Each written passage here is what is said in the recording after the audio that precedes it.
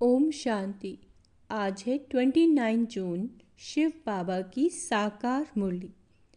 आज मीठे बाबा कहते हैं, मीठे बच्चे, शरीर सहित जो कुछ भी देखने में आता है यह सब विनाश होना है। तुम आत्माओं को अब घर लौटना है, इसीलिए पुरानी दुनिया को भूल जाओ। प्रश्न, तुम बच्चे किन शब्दों में सभी को बाप का मैसेज सुना सकते हो? उत्तर, सभी को सुनाओ कि बेहद का बाप बेहद का वर्षा देने आया है। अब हद के वर्षे का समय पूरा हुआ, अर्थात भक्ति पूरी हुई। अब रावण राज्य समाप्त होता है। बाप आया है तुम्हें रावण 5 विकारों की जेल से छुड़ाने। यह पुरुषोत्तम संगम युग है। इसमें तुम्हें पुरुषार्थ कर दैवी गुणों वाला बनना है। सिर्फ पुरुषोत्तम संगम युग को भी समझ लें तो स्थिति श्रेष्ठ बन सकती है। ओम शांति। अब रूहानी बच्चे क्या कर रहे हैं? अव्यभिचारी याद में बैठे हैं। एक होती है अव्यभिचारी याद, दूसरी होती है व्यभिचारी याद। अव्यभिचारी याद अर्थात अव्यभिचारी भक्ति जब पहले शुरू होती है तो सब शिव की पूजा करते हैं। ऊंचे ते उच्च भगवान वही है। वह बाप भी है, फिर शिक्षक भी है। पढ़ाते हैं। क्या पढ़ाते हैं? मनुष्य से देवता बनाते हैं। देवता से मनुष्य बनने में तुम बच्चों को 84 जन्म लगे और मनुष्य से देवता बनने में 1 सेकंड लगता है। यह तो बच्चे जानते हैं। हम बाप की याद में बैठे हैं। वह हमारा टीचर भी है, सतगुरु भी है। योग सिखाते हैं कि एक की याद में रहो। वह खुद कहते हैं, हे आत्माओं, हे बच्चे, देह के सब संबंध छोड़ो, अब वापस जाना है। ये पुरानी दुनिया बदल रही है, अभी यहाँ रहना नहीं है। पुरानी दुनिया के विनाश लिए ही यह बारूद आदि बनाए हुए हैं। नेचुरल क्लैमिटीज भी मदद करती हैं। बाबा कहते, विनाश तो होना है जरूर।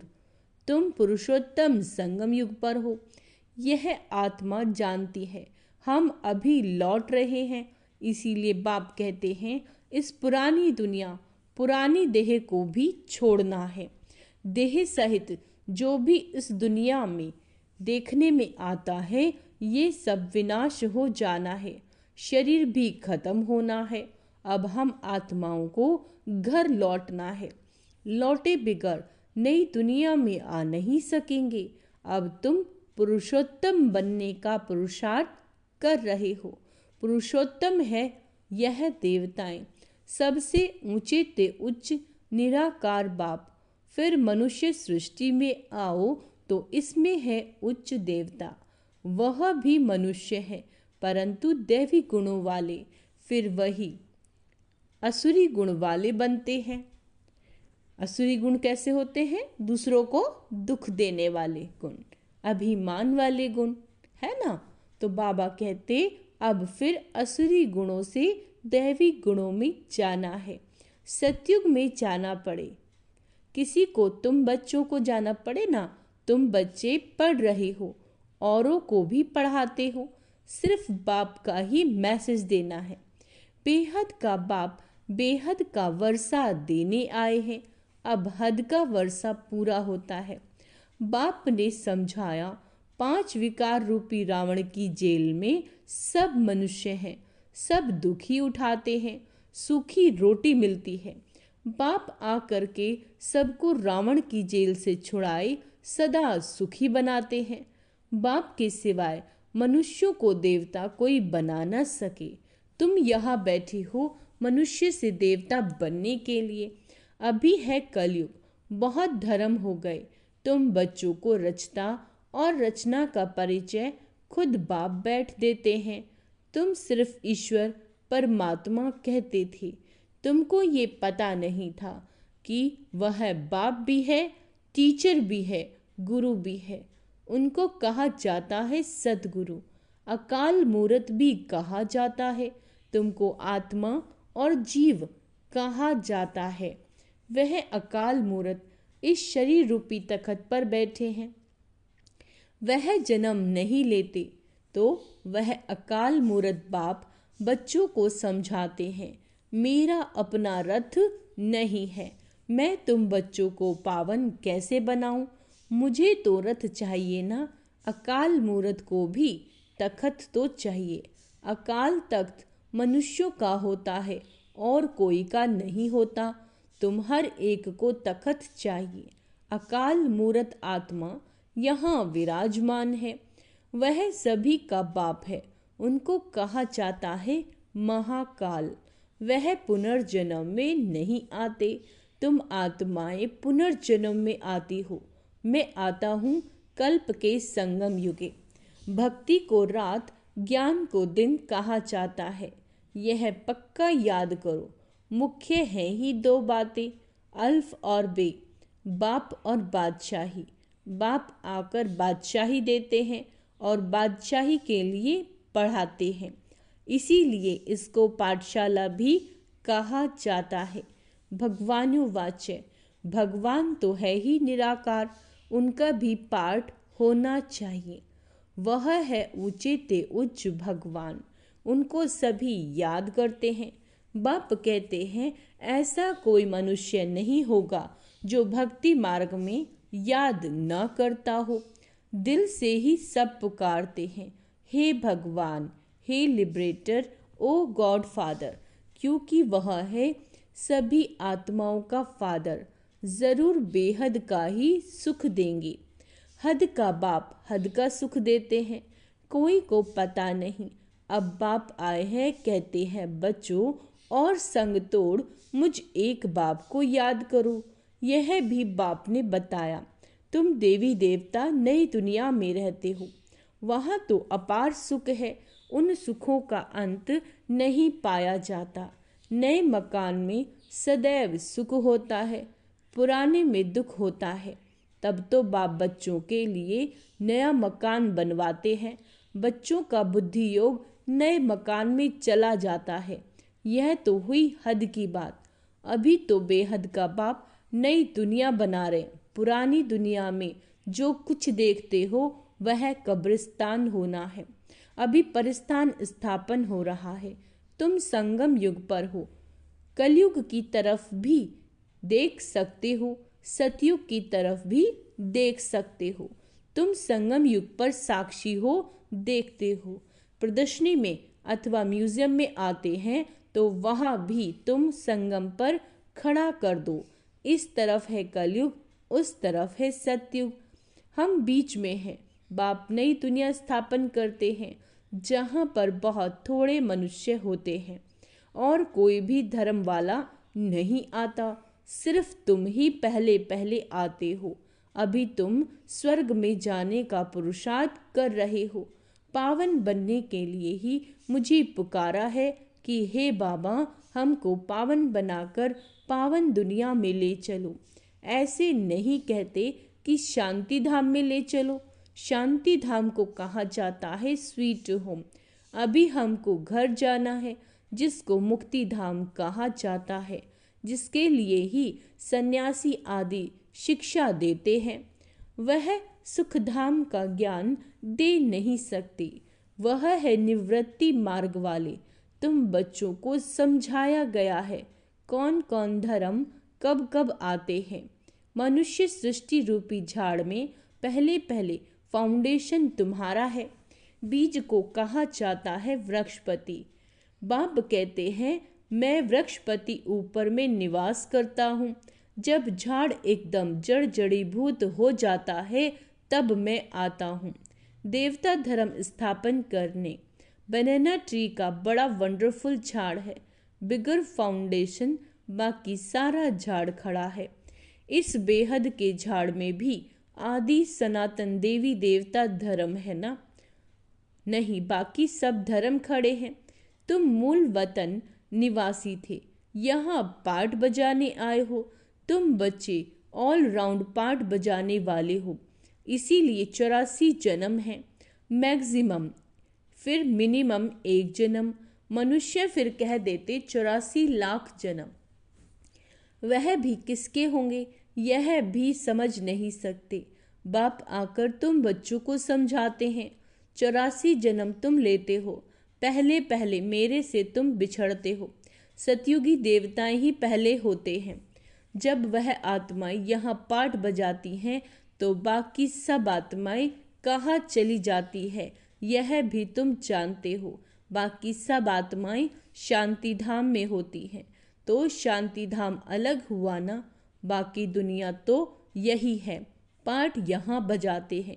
नई दुनिया में सुख का पाठ, पुरानी दुनिया में दुख का पाठ बजाना पड़ता है। सुख और दुख का ये खेल है, वह है राम राज्य।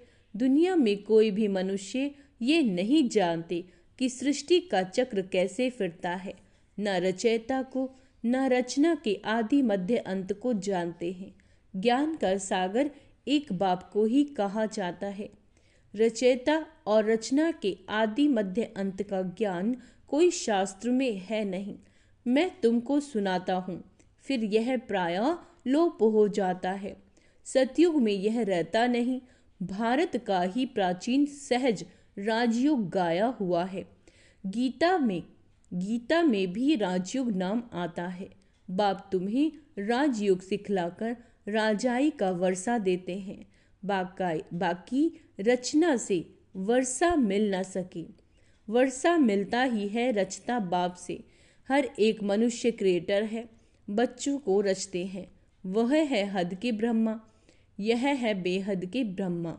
वह है निराकार आत्माओं के पिता, वह लौकिक पिता। यह फिर है प्रजापिता। प्रजापिता कब होना चाहिए? क्या सतयुग में? नहीं, पुरुषोत्तम संगम युग पर होना चाहिए। मनुष्यों को ये भी पता नहीं कि सतयुग कब होता है। उन्होंने तो सतयुग कलयुग आदि को लाखों वर्ष दे दिए। बाप समझाते हैं 1250 वर्ष का एक युग होता है।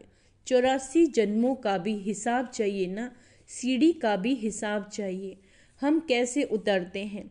पहले पहले फाउंडेशन में है देवी देवता, उसके बाद फिर आते हैं इस्लामी बौद्धी। बाप ने झाड़ का राज भी बताया। बाप के सिवाय तो कोई सिखला न सके। तुमको कहेंगे ये चित्र आदि कैसे बनाए, किसने सिखाया? बोलो, बाबा ने हमें ध्यान में दिखाया, फिर हम यहाँ बनाते हैं। फिर उनको बाप ही इस रथ में आकर करेक्ट करते हैं कि ऐसे ऐसे बनाओ। खुद ही करेक्ट करते हैं। श्री कृष्ण को श्याम सुंदर कहते हैं, परंतु मनुष्य तो समझ नहीं सकते कि क्यों कहा जाता है। यह बैकुंठ का मालिक था तो गोरा था, फिर गावड़े का छोरा सांवरा बना, इसीलिए उनको ही श्याम सुंदर कहते हैं। यही पहले आते हैं। तत्त्वम, इन लक्ष्मी नारायण की राजाई चलती है। आदि सनातन देवी देवता धर्म की स्थापना कौन करते हैं यह भी किसी को पता नहीं है। भारत को भी भुलाए हिंदुस्तान के रहवासी हिंदू कह देते हैं। मैं भारत में ही आता हूँ। भारत में देवताओं का राज्य था जो अब प्राय लोप हो गया। मैं आता हूँ फिर से स्थापन करने। पहले पहले है ही आदि सनातन देवी देवता धर्म। ये झाड़ वृद्धि को पाता रहता है। नए नए पत्ते मठ पंथ पिछाड़ी में आते हैं तो उनकी भी शोभा हो जाती है। फिर अंत में जब सारा झाड़ जड़ जड़ीभूत अवस्था को पाता है तब फिर मैं आता हूँ। यदा यदा ही धर्मस्य, जब धर्म की अति ग्लानि होती है। आत्मा अपने को भी नहीं जानती तो बाप को भी नहीं जानती। अपने को भी गाली देते हैं, बाप को और देवताओं को भी गाली देते रहते हैं। तमो प्रधान बेसमझ बन जाते हैं। तब मैं आता हूँ।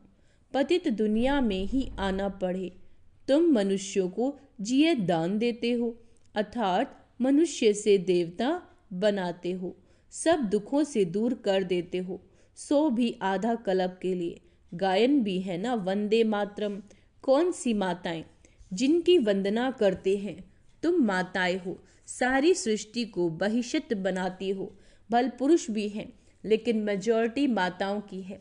इसीलिए बाप माताओं की महिमा करते हैं। बाप आकर तुमको इतनी महिमा लायक बनाते हैं। अच्छा, मीठे मीठे सिक्के लदे बच्चों प्रति माता पिता बाप दादा का याद प्यार और गुड मॉर्निंग। रूहानी बाप की रूहानी बच्चों को नमस्ते। हम रूहानी बच्चों की रूहानी बाप दादा को याद प्यार गुड मॉर्निंग। नमस्ते मीठे बाबा, शुक्रिया बाबा, शुक्रिया। धारणा के लिए मुख्य सार। अपार सुखों की दुनिया में चलने के लिए संगम पर खड़ा होना है। साक्षी हो सब कुछ देखते हुए बुद्धि योग नई दुनिया में लगाना है।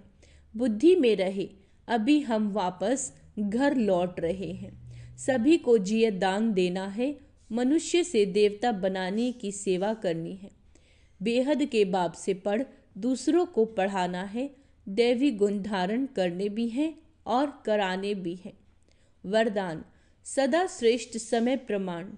सदा श्रेष्ठ समय प्रमाण श्रेष्ठ कर्म करते वाह वाह के गीत गाने वाले भाग्यवान आत्मा भव।